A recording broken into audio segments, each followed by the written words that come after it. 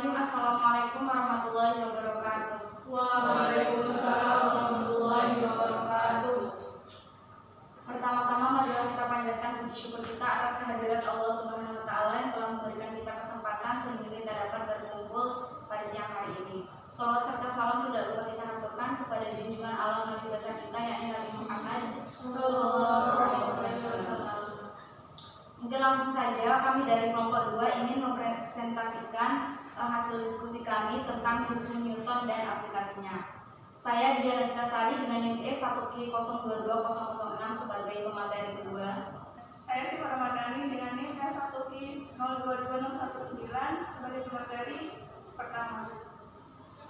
Langsung saja untuk materi pertama akan disampaikan oleh Syifa. Baik, materi yang pertama yaitu hukum Newton tentang gerak. Pastinya teman-teman udah nggak asing lagi dengan hukum Newton. Proses gerak tidak terjadi secara bebas, namun ada penyebab sehingga gerak tersebut dapat terjadi. Benda selalu bergerak mengikuti aturan yang sudah pasti. Mungkin benda yang kita dorong ke kanan akan ke kiri. Benda yang dilepas dari ketinggian tertentu pasti bergerak jauh kalau tidak ada dorongan lain yang mendorongkan arah gerak. Benda yang dilempar dalam arah horizontal selalu bergerak menembus ke bawah.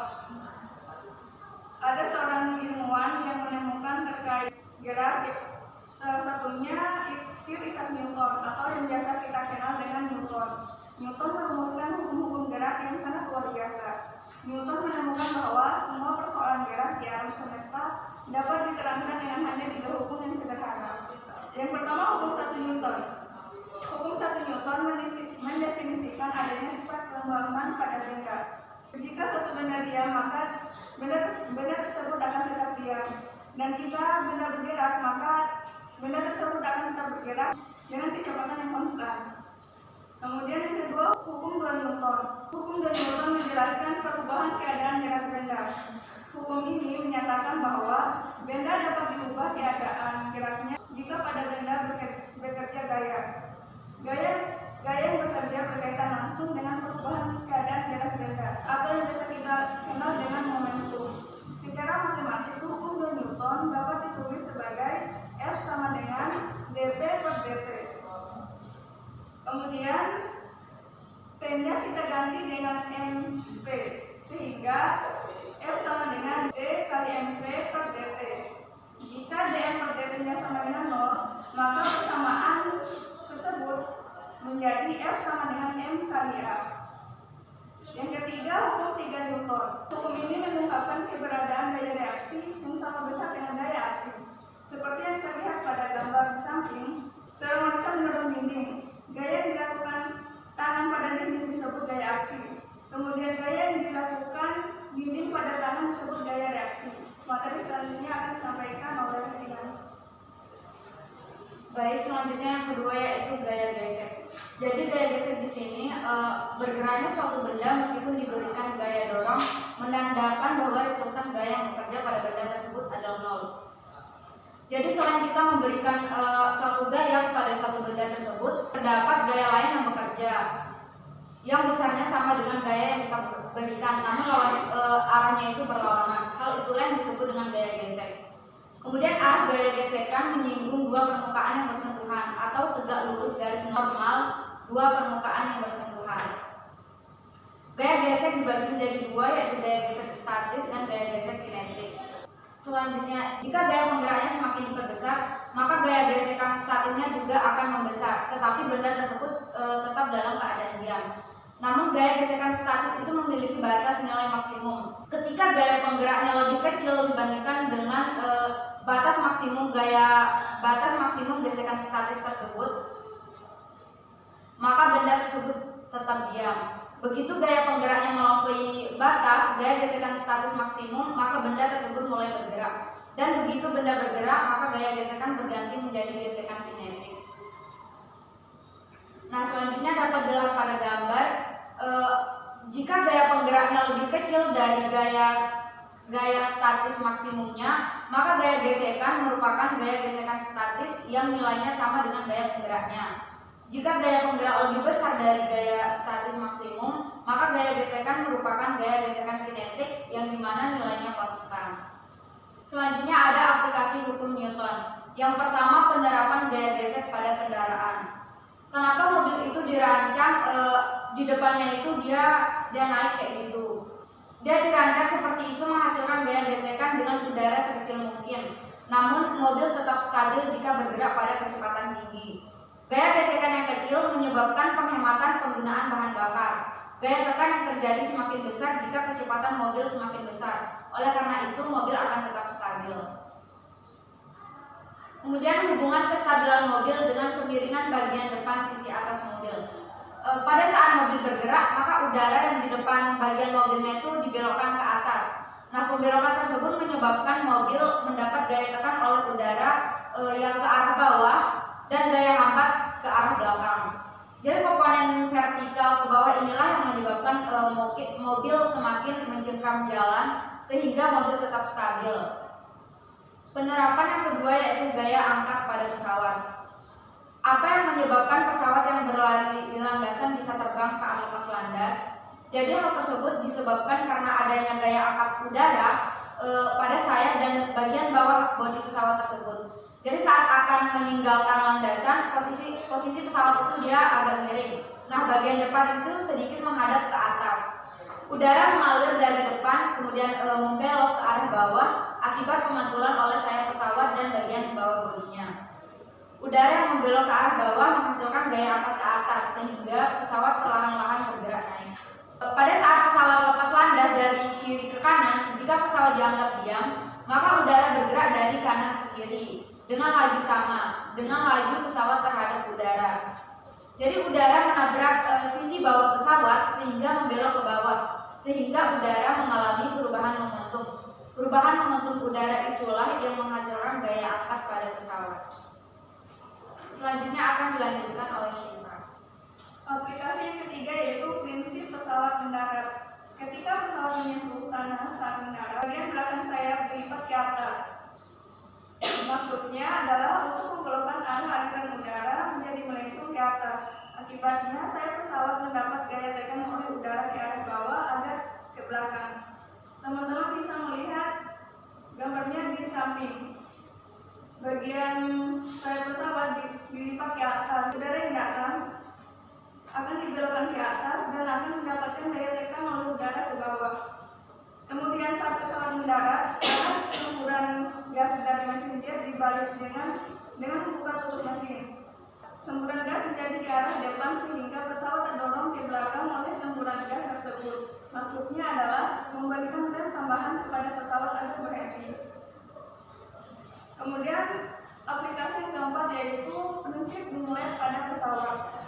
Pada sayap yang berujung lurus selalu muncul pusaran udara yang cukup besar di ujung pesawat. Pusaran tersebut menghasilkan gaya hambat tambahan pada sayap pesawat sehingga terjadi pemborosan bahan bakar. Sebaliknya, pada sayap struktur wingless seperti yang terlihat pada gambar yang ujung pesawatnya menghadap ke atas, pusaran udara di ujung sayap menjadi kecil sehingga gaya hambat yang dialami sayap lebih kecil.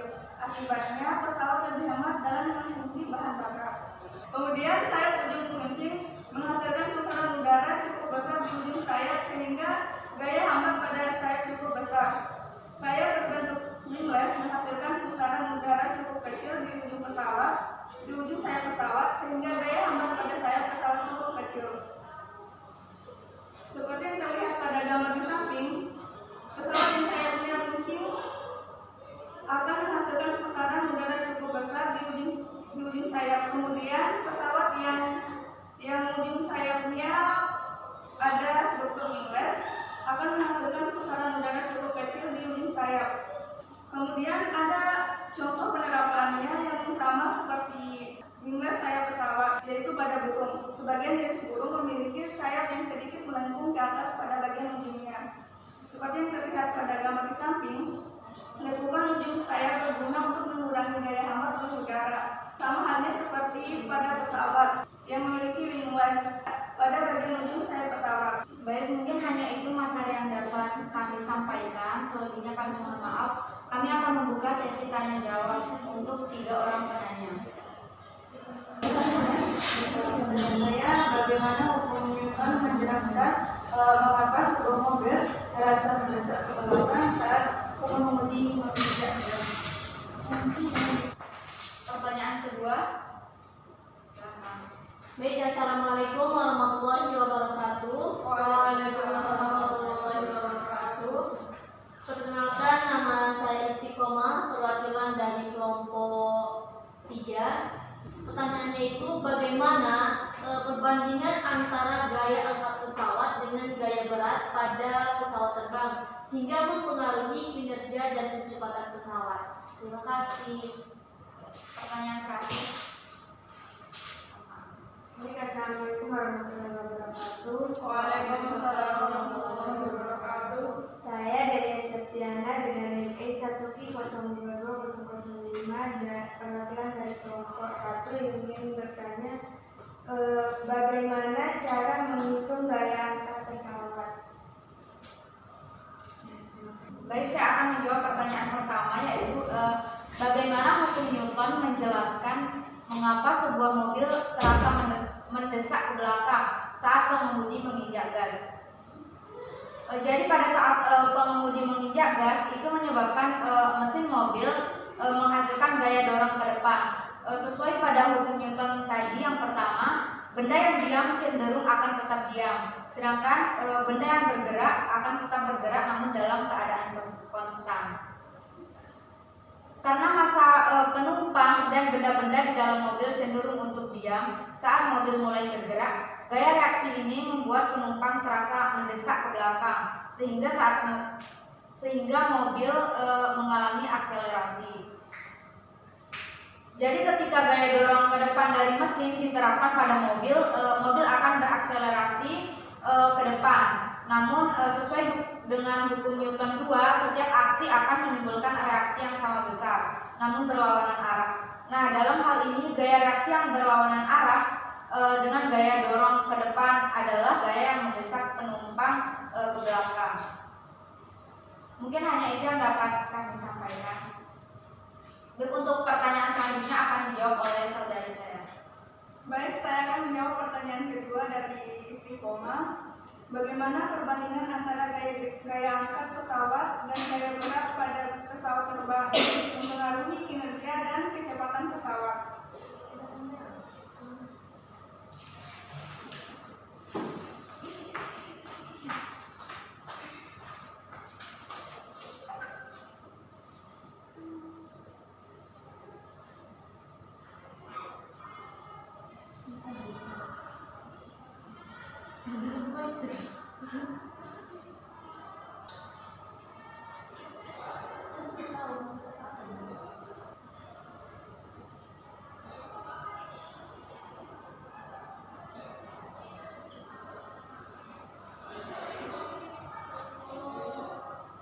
Perbandingan antara gaya angkat dan gaya berat pada pesawat sangat mempengaruhi kinerja dan kecepatan pesawat.